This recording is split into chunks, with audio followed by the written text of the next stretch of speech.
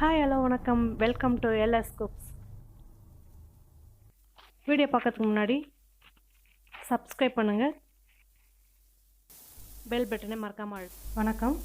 நாம் இப்போ பார்க்க போகிறது மாப்பிள்ளை சொதி. அதுக்கு தேவையான பொருட்கள் கேரட்டு, பீன்ஸ், உருளைக்கிழங்கு சௌச்சௌ எடுத்துட்டுருக்கேன். முருங்கைக்காய் கூட எடுத்துக்கலாம்.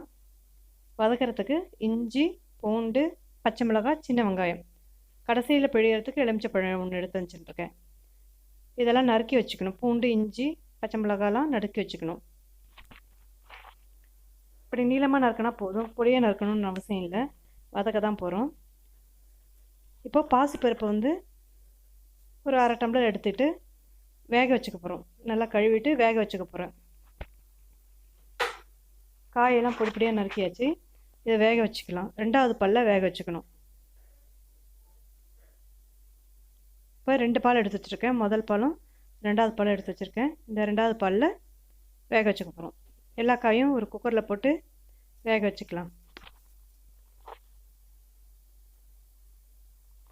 ரொம்ப நல்லாயிருக்கும், டேஸ்ட்டாக இருக்கும். அடிக்கடி செய்யலாம். சப்பாத்தி, பூரி, தோசைக்கெலாம் ரொம்ப நல்லாயிருக்கும். சாதத்துக்கு ரொம்ப நல்லாயிருக்கும். எல்லா காயும் ஒரு குக்கரில் போட்டாச்சு. இப்போது 2வது பால் எடுத்து வச்சுருக்கோம்ல, அதை ஊற்றிக்கலாம்.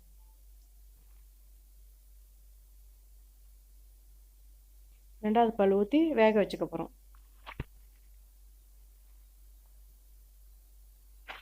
அடுத்து ஒரு கடாயில் எண்ணெய் ஊற்றி இஞ்சி, பூண்டு,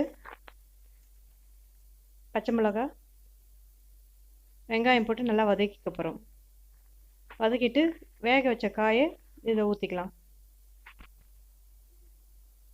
நல்லா வதக்கிக்கலாம். கொஞ்சமாக மஞ்சத்தூள்,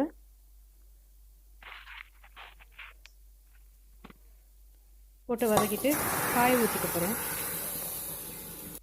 நல்லா வெந்த காயை போட்டு கொஞ்சோண்டு இதிலேயே பாசிப்பருப்பு வேக வச்சுருக்கோம்ல, அதை போட்டுக்க போகிறோம்.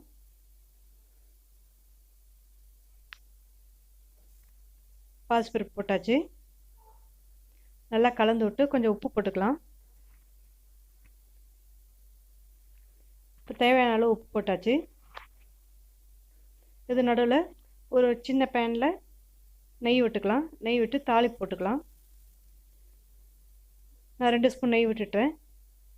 ஜீரகம் போட்டுருக்கேன். கருவேப்பிலை, கொத்தமல்லி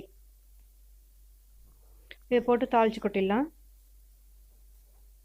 இப்போ பால் விட்டுடலாம். தேங்காய் பால் விட்டாச்சு. நல்லா கலரியாச்சு.